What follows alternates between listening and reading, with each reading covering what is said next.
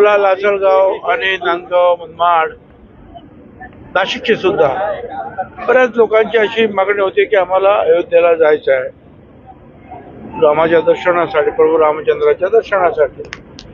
सर्व कार्यकर्त्यांनी आम्ही म्हटलं ठीक आहे, आपण सगळ्यांनी जा, तुम्ही एकत्रित जा आणि एकत्रित परत या. नाशिकची सुद्धा मागणी आहे, पण दुसरी ट्रेन जी आम्हाला मिळाली होती, परंतु वेळ कमी होता, कारण त्याच्यामध्ये प्रत्येक कोण कोण येणार त्या प्रत्येकाला पास दिला जातो, नाव पास छापील असतं आणि तो शेवट इथे परत येईपर्यंत तो गळ्यात ठेवायचा आहे, जेणेकरून जे आहे ट्रेनमध्ये जेवण खाणं वगैरे सगळं त्यांना फ्री मिळणार आहे, झोपणं वगैरे तिथे सुद्धा बस वगैरे फ्री, राहणं फ्री, तिथलं जेवण फ्री आणि परत येईपर्यंत तो पास आहे. तर आता हे सगळं करायचं म्हणजे वेळ लागतो ना कार्यकर्त्यांना, म्हणून आता नाशिकची ट्रेन जी आहे पुढे नंतर व्यवस्था करणार आहोत वेगळी अशी एक नाशिक. सर, आपण कधी अयोध्येला जाणार?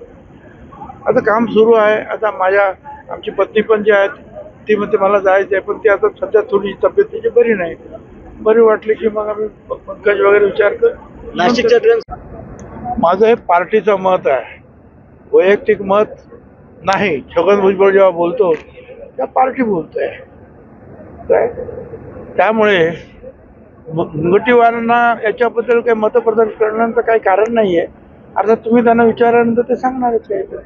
किमान मुनगंटीवार यांच्या मताप्रमाणे आम्ही सीट नाही घेणार आहोत.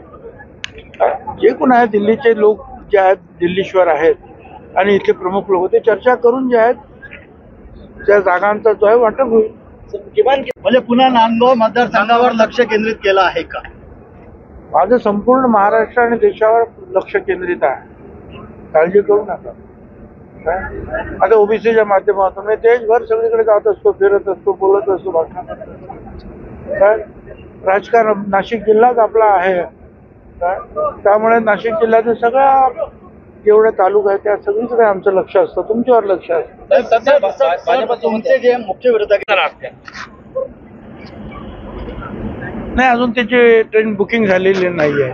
ती बुकिंग होईल ट्रेनची त्यावेळेला पण बघू कोण त्याच्यामध्ये बसवायचं. आम्ही सांगितलंय 10-12 जागा आम्ही मागितलेल्या आहेत साधारणपणे आम्ही सांगतो, किंवा शिंदे गटाने आमचे आमदार जे आहेत सारखेच आहेत, त्यामुळे त्यांच्या एवढेच आमदार खासदारच्या जागा आम्हाला मिळायला पाहिजे ते आम्ही बोलतो.